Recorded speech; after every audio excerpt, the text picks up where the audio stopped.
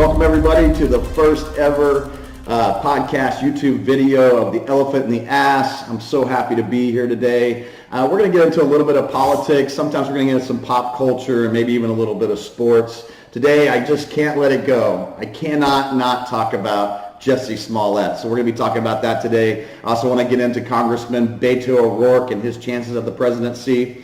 And then Chick-fil-A decided they were going to put a Chick-fil-A in the airport in San Antonio. San Antonio's having nothing of it. We're going to talk about a little bit of that. And the wall. I mean, who doesn't want to talk about the wall, right? Probably the most controversial issue in politics right now. So I look forward to talking to you. Here we go. All right, guys, we're back. And I just cannot let it go. I have been talking about this. I've just been dumbfounded this. But we have to talk about Jussie Smollett. Jussie, what are you doing, Jussie? I mean, this guy is out of control. Now, as you know, we're assuming, the FBI hasn't come to a conclusion yet, that this letter gets sent to him with this white powder, and that doesn't get any attention. So in Jussie's mind, he's like, well, we just got to go big, right? And I got to give Jussie a lot of credit. And let me tell you why I got to give him a lot of credit. So we all know that if you're going to scam the public, hiring two guys from Nigeria is the way to go.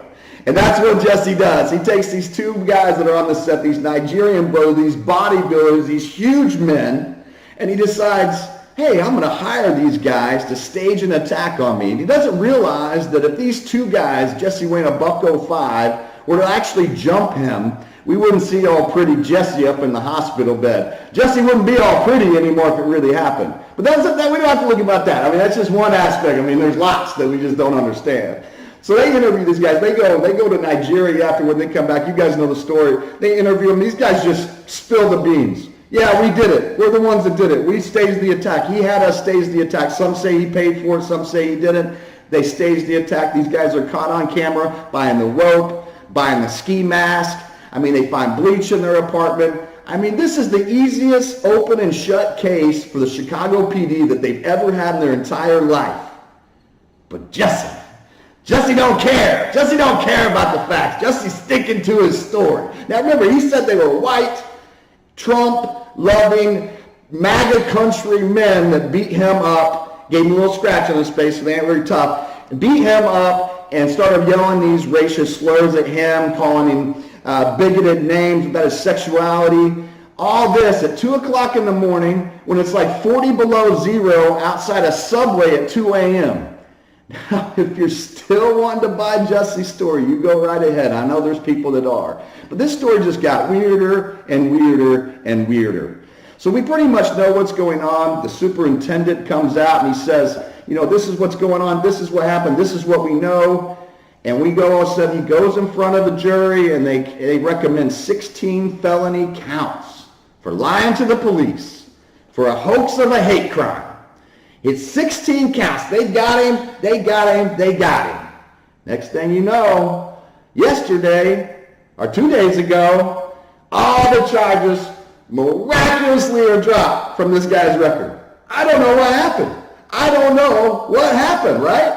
And so we start looking into it, and this Mrs. Chen lady that was the chief of staff for Michelle Obama, worked on Obama's staff. We start seeing the text messages between her and Fox. Fox is a state attorney, talking about, this would be great if we get this turned over to the FBI. This is great. I know the family. When you talk to the family, all this is going on, and next thing, out of thin air, they just drop all the charges.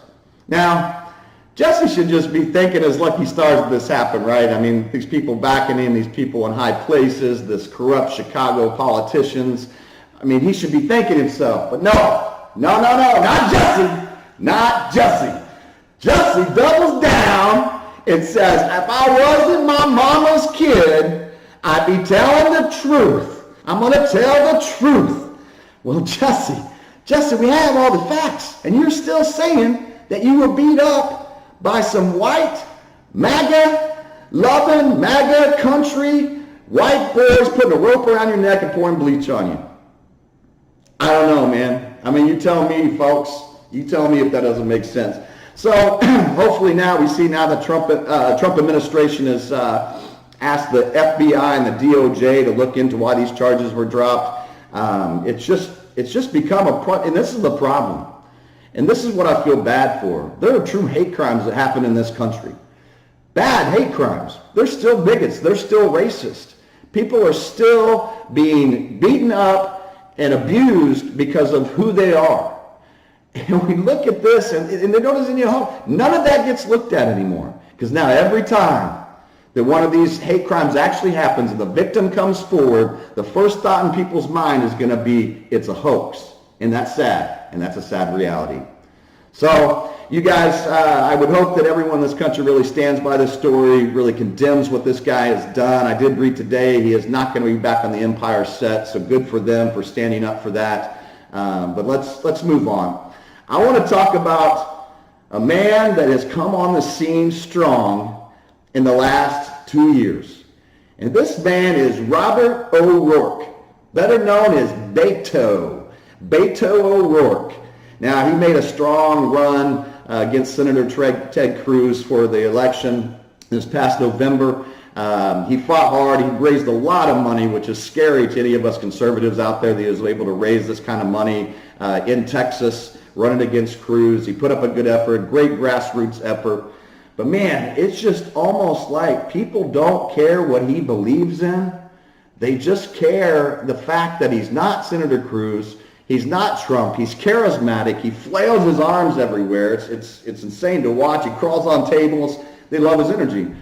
But what does he stand for? I've seen students at colleges when he's doing an open forum ask him questions about what do you believe? What is it that you're actually standing for? And we really can't get any straight answers. We know this.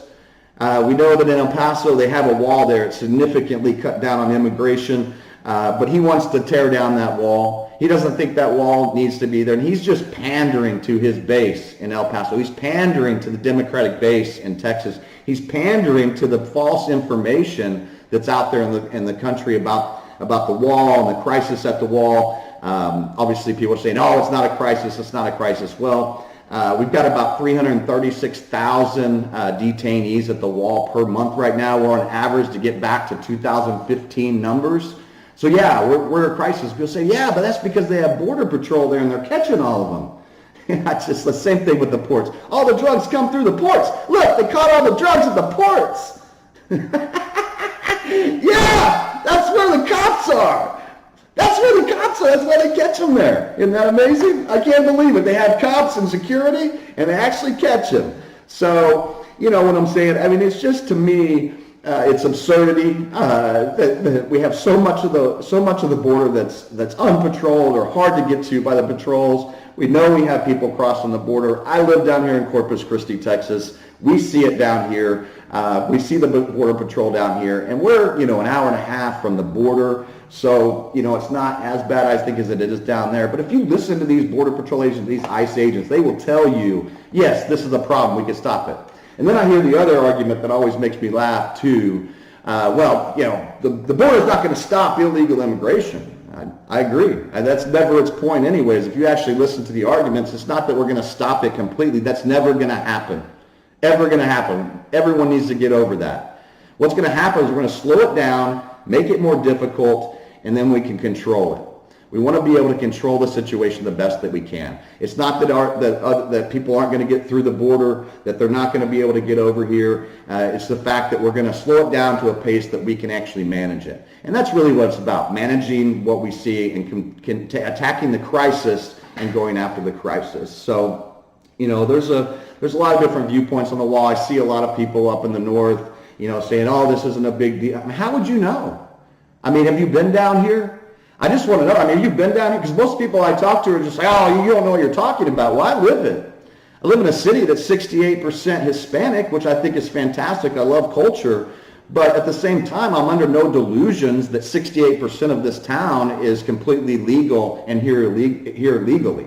That's what we have to realize, So these cultures didn't grow from people crossing legal. It's a long process. I think it's harmful to those that are going through the legal process and want to be citizens here and do it the right way. My father-in-law is one of those. He wanted to do it the right way. He did it the right way. It took him many years. he appreciated what he had. But jumping over the wall, jumping across the border, jumping under the wall, crawling under the wall, whatever you want to call it, and coming here and living under the radar and trying to just live off of our government assistance and help and our compassion, that's not what we do here. It's illegal. I understand your situations. I understand that you're not coming from a great place. You wouldn't be coming here if where you were was great. And I feel bad for you. But you know what happened in this country? We didn't like what was happening with the British, and we stood up to it, and we changed it, and we made it for the better. We had to fight a war to make it happen, but we made it better, and that's what makes America great. That's why we are who we are. So please understand our values and what we stand for, our constitutional rights in that regard. So anyways, I want to move on. I don't know. I know that I don't really know anybody, and maybe I'm just living in a box, but I do not know anybody that's ever had Chick-fil-A and not enjoyed it. Not one person. Not one person. And I think comedian Jim Jeffries, I was listening to him one time, and he's talking about Chick-fil-A and their chicken, and he's like, I would love to eat liberal chicken. Just make better chicken.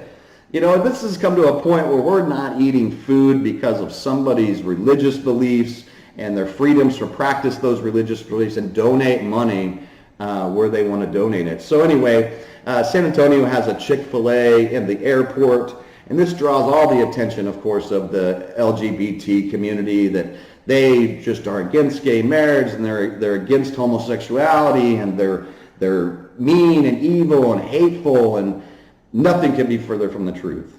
They are standing up for their biblical principle, their biblical right. The Bible is very clear on the subject. It's not saying that the person that is homosexual, that something's wrong with them. It's not saying that they weren't born that way. It's just saying that the act of homosexuality and sexual practice, just like anything, just like adultery, just like sex before marriage, it's calling that out as something that's not biblical. You don't have to agree with that, and I am a big advocate in gay marriage. I believe that it's a constitutional right, should be a constitutional right for the LGBT community to be given the same rights, where they can have the same rights as heterosexual marriages.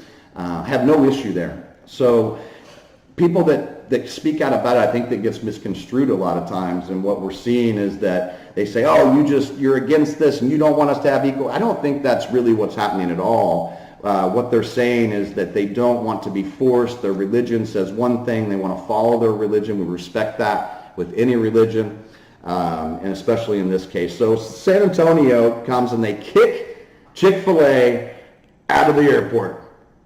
Just said, hey, we don't believe in what you do. So now we've got a government entity coming in and saying that you can't be here because of your religious and political beliefs. And that's where we start having a problem. Why can't we just get to a society where you just say, hey, I'm not going to eat there anymore, or I'm going to eat there anymore?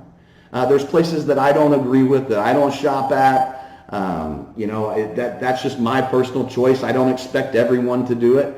But at the same time, why have we gotten to a point where if someone says, hey, I'm not baking you the cake because it goes against my religion, why can't we go, I understand that, I'm going to go to somebody that wants my business?